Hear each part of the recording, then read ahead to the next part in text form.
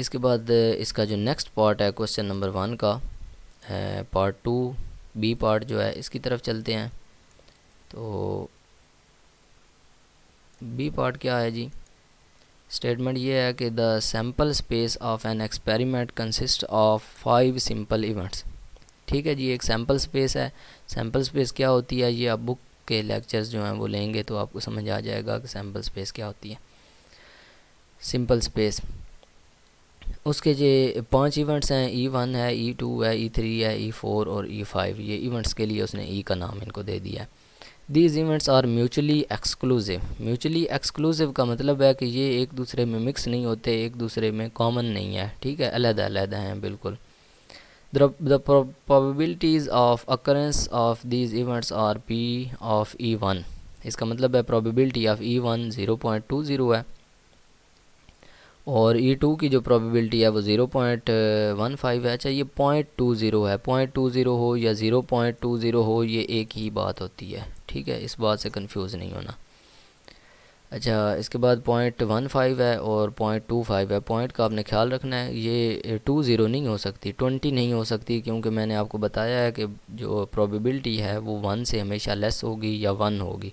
अब 20 नंबर जो है वो तो 1 से बहुत बड़ा है ना, इसलिए ये 20 नहीं हो सकती, 0.20 हो सकती है। 0.20 जो है वो 1 से छोटा नंबर है। 0.15 है। प्रोबेबिलिटी ऑफ E3 जो है वो 0.25 है और E4 की प्रोबेबिलिटी 0.30 है और E5 की जो प्रोबेबिलिटी है वो 0.10 है।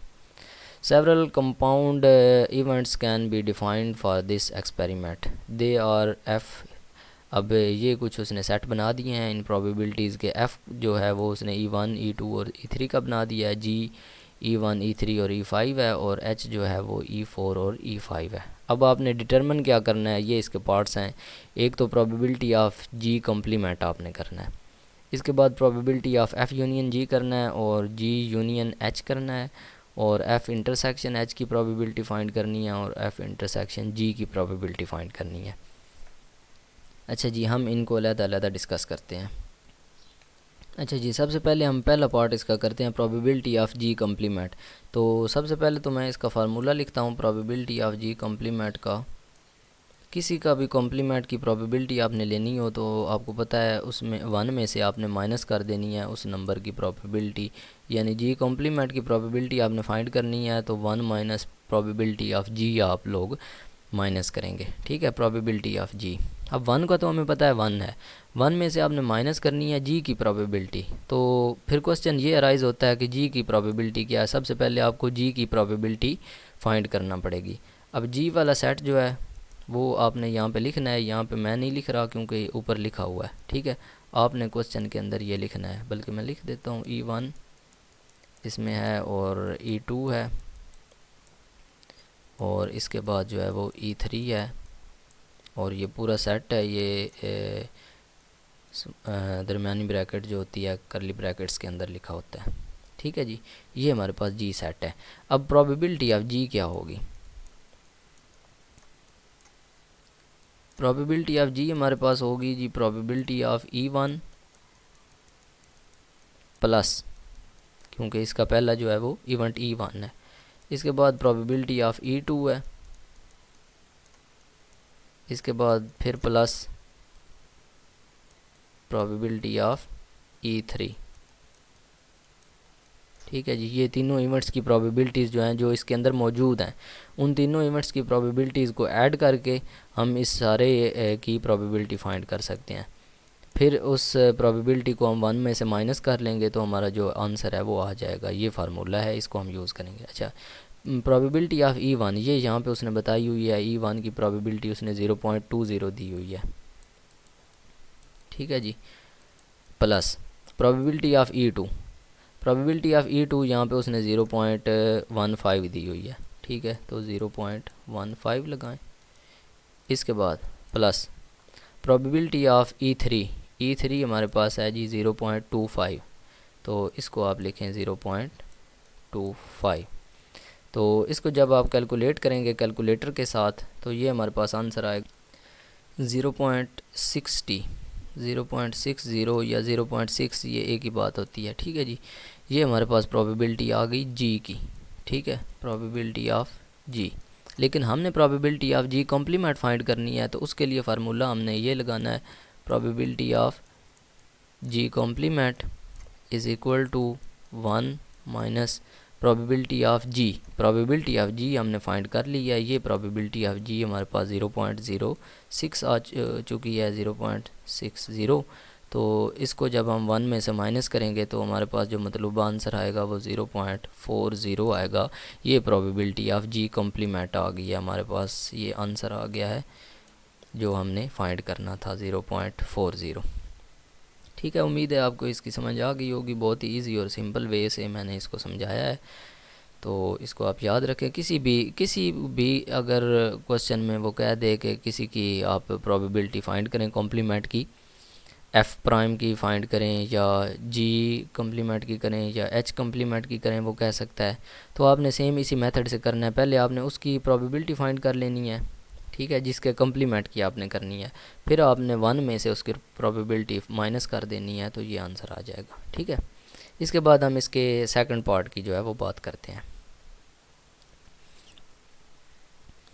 अच्छा जी, सेकंड पार्ट में वो कहता है प्रोबेबिलिटी ऑफ एफ़ यूनियन जी। अब एक फार्मूला और भी याद कर लें, ये मैं आपको सिंपली लिखवा देता हूँ। प्रोबेबिलिटी ऑफ, अगर वो कहता है ए यूनियन बी करें, ठीक है, ए यूनियन बी की प्रोबेबिलिटी अगर फाइंड करें वो कहता है, तो आपने क्या फार्मूला यूज़ करना है, probability of A plus probability of B. ठीक है, कि इन दोनों की प्रोबेबिलिटीज़ को प्लस कर देना है। सिंपल फार्मूला है, लेकिन इस पर एक कंडीशन है। इस पर कंडीशन ये है कि ये दोनों म्यूचुअली एक्सक्लूसिव हों। म्यूचुअली एक्सक्लूसिव का मतलब ये है कि ये दोनों आपस में कॉमन नहीं होने चाहिए, ए और बी के अरकान आपस में कॉमन ना हो। अगर कॉमन कोई एक आध हो रहा हो तो फिर आपने इसमें से माइनस करना है probability of A intersection B. ठीक है जी, आपने इसमें से इसका तकाते, जिसको उर्दू में बोलते हैं, या इंटरसेक्शन, उसको माइनस कर देना है। अब यही वाला फार्मूला मैं इधर अप्लाई करता हूँ प्रोबेबिलिटी ऑफ एफ़ यूनियन जी पर। ठीक है, एफ़ यूनियन जी, तो हमारे पास क्या आएगा जी, probability of A union B था ना, मींस कोई एक आपके पास इवेंट है और फिर दूसरा इवेंट है। यहाँ पे पहला इवेंट एफ़ है और दूसरा जी है, तो आपने पहले इवेंट को दूसरे इवेंट की प्रोबेबिलिटी में जमा कर देना है। तो यहाँ पे हमारे पास आ जाएगा probability of F plus, sorry यहाँ पे प्लस डालना। इसके बाद आपने दूसरे यूनिट की प्रोबेबिलिटी ऐड करनी है, प्रोबेबिलिटी ऑफ जी। ठीक है, दोनों की प्रोबेबिलिटीज़ ऐड हो गई। अब आपने देखना है कि ये म्यूचुअली एक्सक्लूसिव हैं या नहीं है। तो हम देख लेते हैं, ये एफ़ है हमारे पास और ये हमारे पास जी है। तो देखें, इसमें E1 E2 E3 है और इसमें E1 E3 E5 है। तो देखें, E1 भी यहाँ पे कॉमन हो रहा है, दोनों में है, और E3 भी कॉमन हो रहा है, इसमें भी है और इसमें भी है। तो ये दोनों कॉमन नंबर आ जाते हैं। तो कॉमन नंबर आ जाएँ तो आपने ये वाला फार्मूला यूज़ नहीं करना यहाँ तक। फिर आपने इसमें से माइनस भी करना है इन दोनों की इंटरसेक्शन की प्रोबेबिलिटी। प्रोबेबिलिटी ऑफ एफ़ पहला इंटरसेक्शन जी। ठीक है, इन दोनों की इकट्ठी प्रोबेबिलिटी, ये दोनों ब्रैकेट के अंदर है। ठीक हो गया, मैं इसको समझाता हूँ अच्छे तरीके से। ओके जी, फॉर एग्जांपल ये हमारे पास एक सैम्पल स्पेस है। ठीक है, इसको हम एस का नाम दे लेते हैं या कोई भी दे देते हैं नाम। ठीक है, सैम्पल स्पेस है। अब ये सारे जो इवेंट्स हैं ये स्पेस के अंदर है ना, सैम्पल स्पेस के अंदर है। तो इसके अंदर हम एफ़ और जी जो हैं इनको हम ड्रा करते हैं। ठीक है, फॉर एग्ज़ाम्पल यहाँ पे हमारे पास एक सेट है एफ़ और यहाँ पे एक दूसरा सेट है जी। ठीक है, तो एफ़ के जो एलिमेंट्स हैं मैं वो लिखता हूँ। एफ़ के अंदर जो है वो E1 है, E1 और E2 है और फिर E3 है। ठीक है जी, 3 है। इसके बाद जो जी है उसके अंदर है E1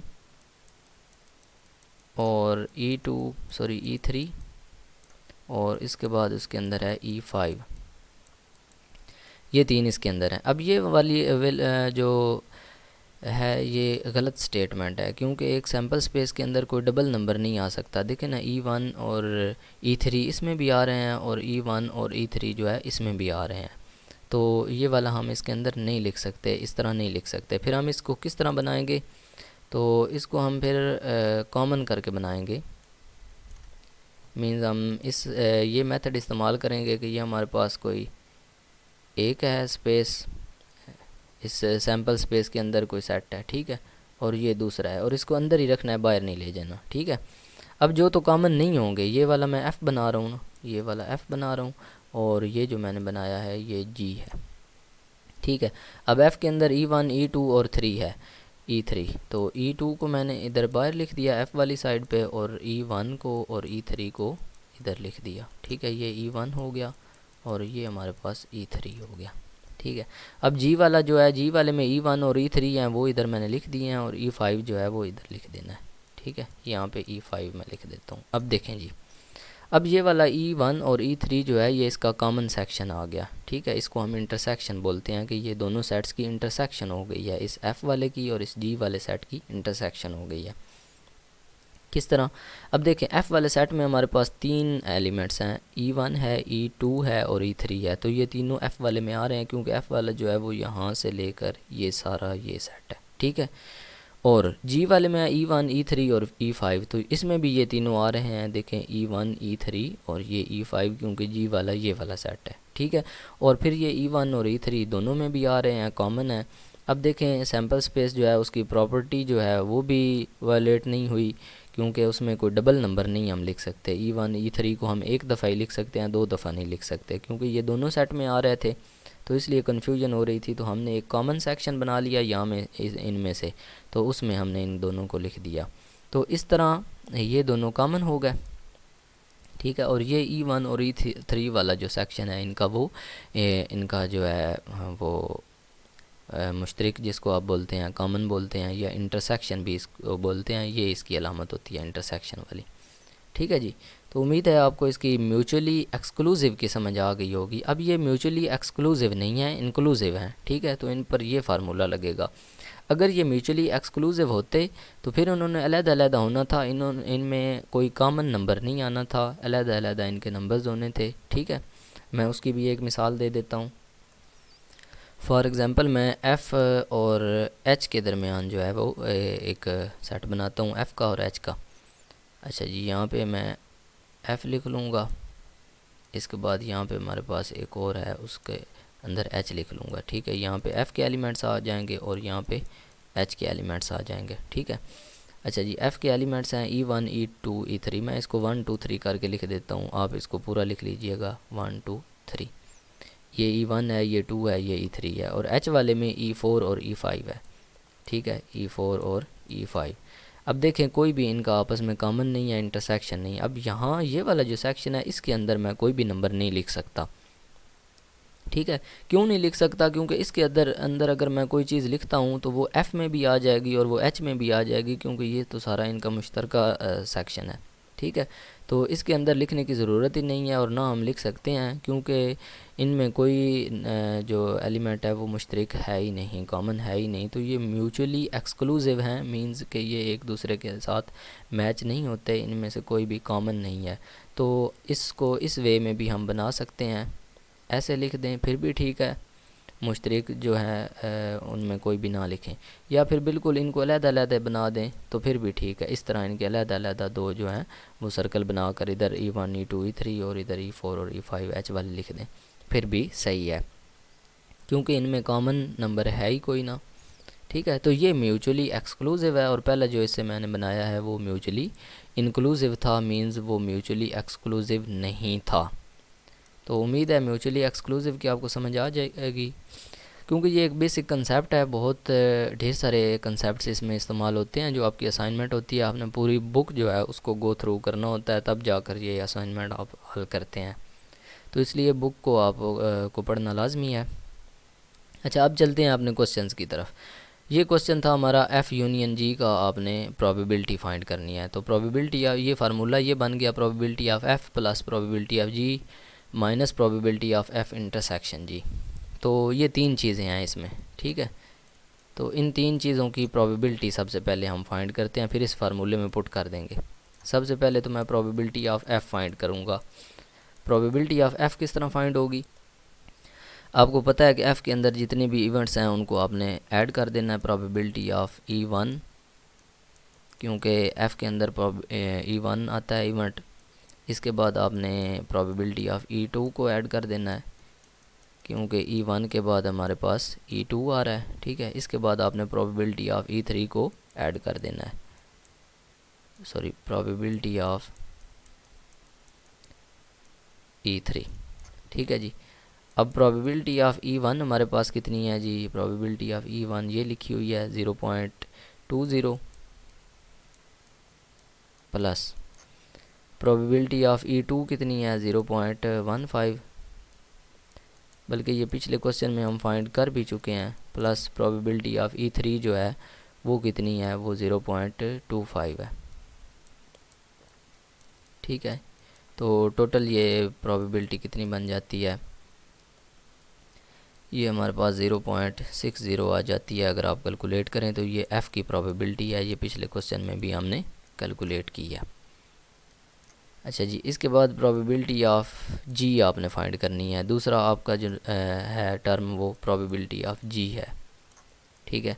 तो प्रोबेबिलिटी ऑफ G आप किस तरह करेंगे जी, प्रोबेबिलिटी ऑफ G में कितने इवेंट्स हैं, प्रोबेबिलिटी ऑफ G में E1 E3 और E5 है। तो सबसे पहले E1 की प्रोबेबिलिटी आपने लिखनी है प्लस दूसरे नंबर पे आपने लिखना है जी प्रोबेबिलिटी ऑफ E3, क्योंकि दूसरा इवेंट हमारे पास E3 है। इसके बाद आपने प्रोबेबिलिटी ऑफ E5 लिखनी है, क्योंकि तीसरा इवेंट हमारे पास जो है वो इस G वाले सेक्शन में E5 है, ठीक है जी। ये 3 हो गया। अच्छा, अब प्रोबेबिलिटी ऑफ E1 ये हमारे पास 0.20 है प्लस प्रोबेबिलिटी ऑफ E3 हमारे पास ये लिखी हुई है यहाँ पे 0.25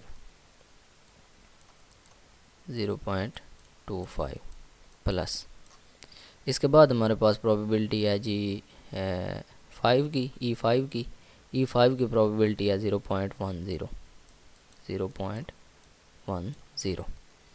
तो ये टोटल जब हम ऐड करते हैं तो ये हमारे पास आती है 0.55 प्रोबेबिलिटी आ गई, ये G की आ गई, ठीक है।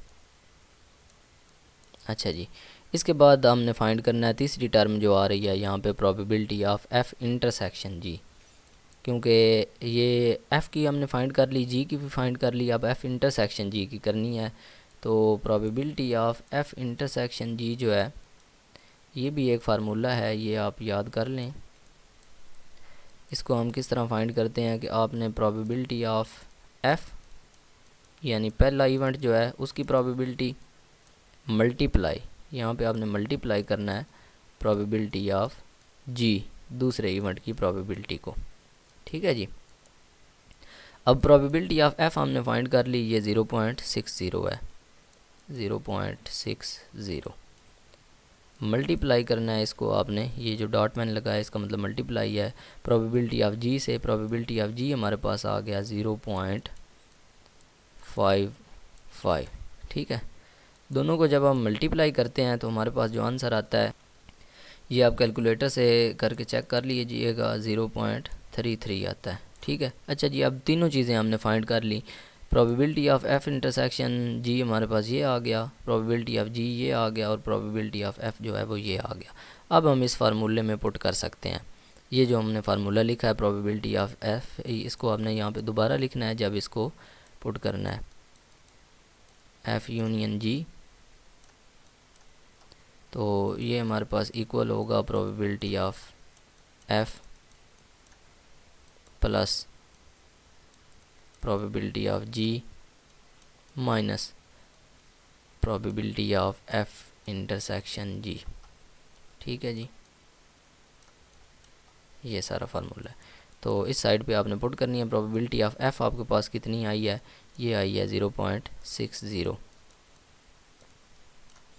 प्लस प्रोबेबिलिटी ऑफ G आपके पास कितनी आई है 0.55, ये probability of G 0.55 minus probability of F intersection G कितनी आई है, ये हमारे पास आ गई है 0.33।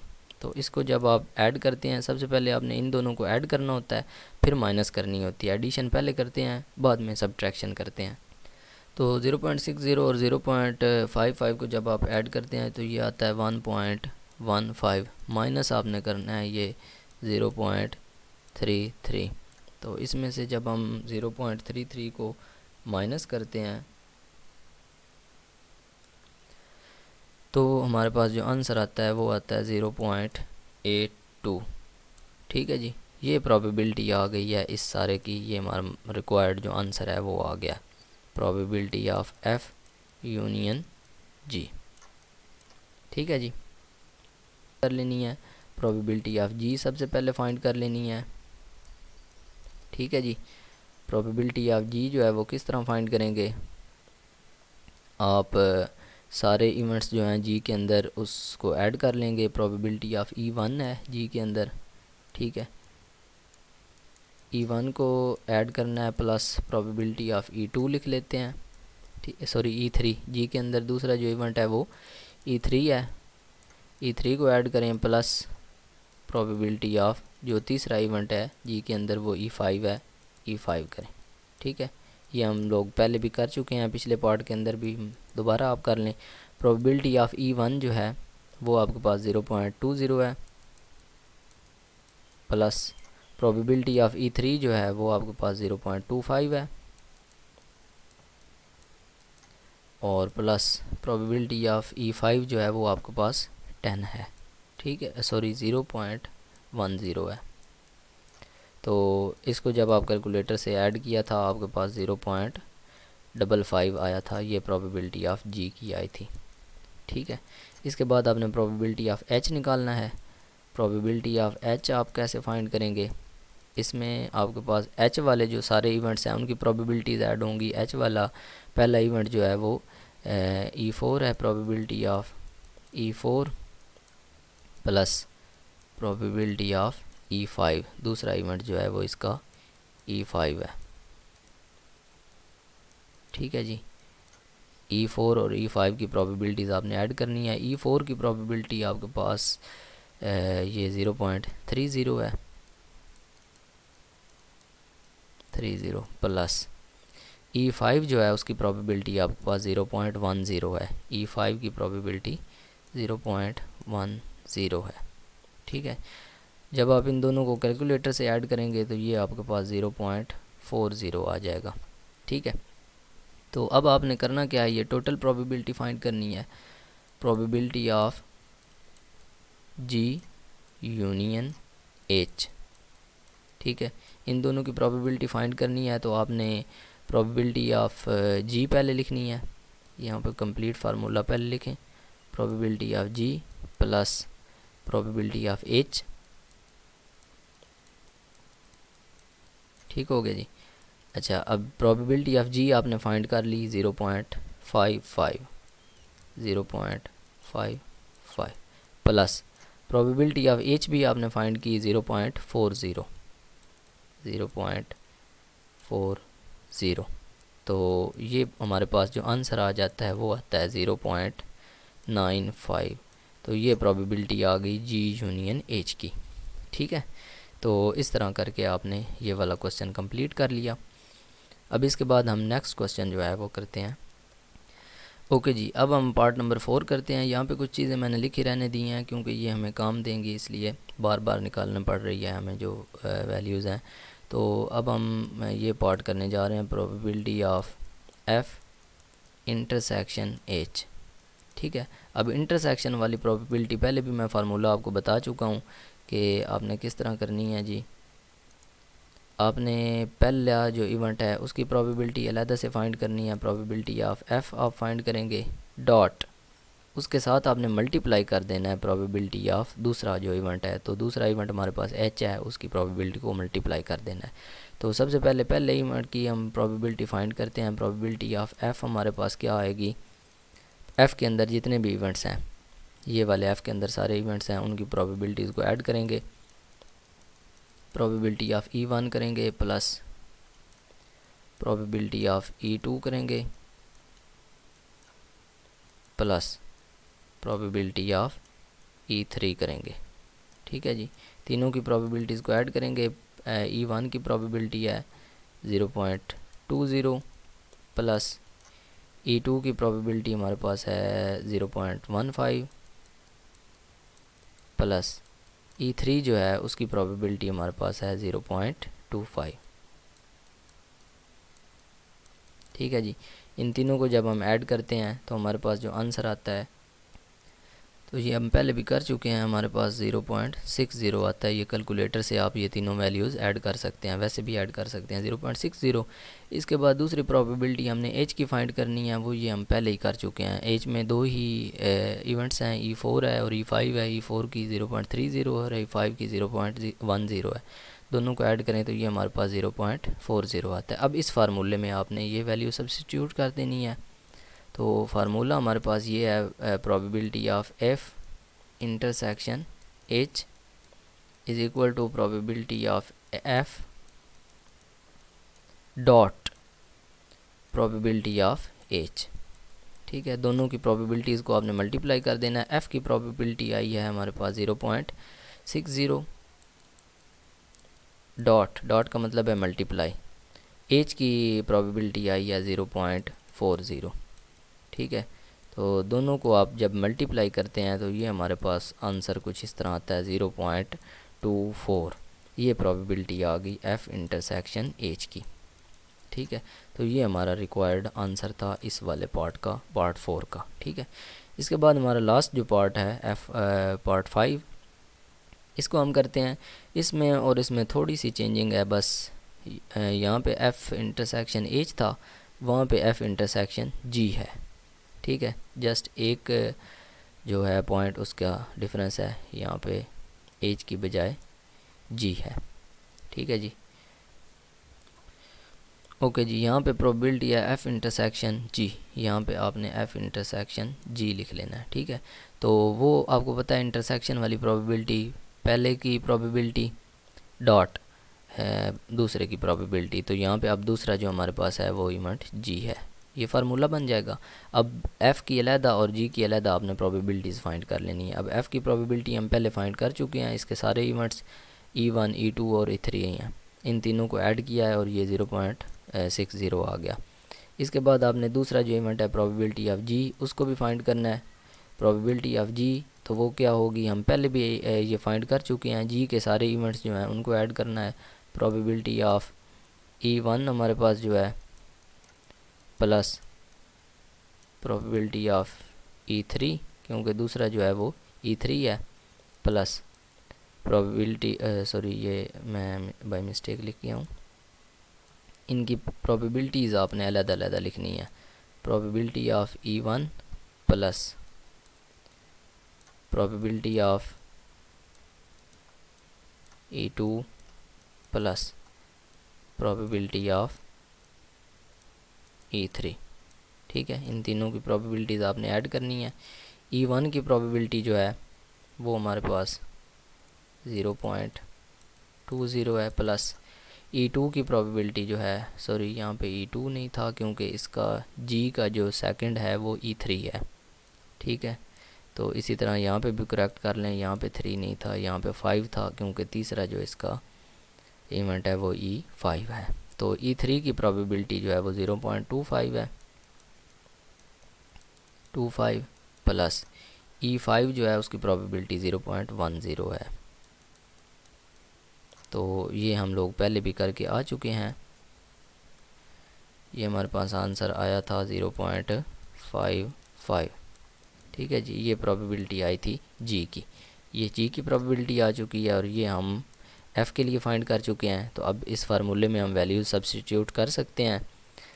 प्रोबेबिलिटी ऑफ एफ़ इंटरसेक्शन जी, तो इन दोनों की वैल्यूज़ हमारे पास आ चुकी हैं। प्रोबेबिलिटी ऑफ एफ़ जो है उसकी भी आ चुकी है। इसको हमने डॉट ले लेना है, मींस इसको मल्टीप्लाई कर देना है प्रोबेबिलिटी ऑफ जी से। ठीक है जी, तो प्रोबेबिलिटी ऑफ एफ़ आपके पास आई है 0.60, मल्टीप्लाई आपने इसको करना है 0.55 से। तो ये हमारे पास जो फाइनल आंसर बनेगा वो है जी 0.33। ठीक है जी, ये हमारा फाइनल आंसर है प्रोबेबिलिटी ऑफ एफ इंटरसेक्शन जी का। तो स्टूडेंट्स, उम्मीद है आपको इस क्वेश्चन की समझ क्लियरली आ गई होगी। और मेरा नहीं ख्याल कि कोई भी क्वेश्चन इस तरह का आ जाए तो आप उसको ना कर सकें, क्योंकि बहुत ही सिंपल और इजी है। अगर इन स्टेप्स को आप फॉलो करते हैं तो इंशाल्लाह आपको कभी परेशानी नहीं होगी इस क्वेश्चन में। इस क्वेश्चन से रिलेटेड अगर आपका कोई भी क्वेश्चन हो तो आप कमेंट करके पूछ सकते हैं, या आप व्हाट्सएप कांटेक्ट करके उसके बारे में इंफॉर्मेशन ले सकते हैं। ओके स्टूडेंट्स, नेक्स्ट क्वेश्चन जो है वो नेक्स्ट लेक्चर में इंशाल्लाह डिस्कस करेंगे। मिलते हैं जी नेक्स्ट लेक्चर के अंदर। अल्लाह हाफिज़, टेक केयर।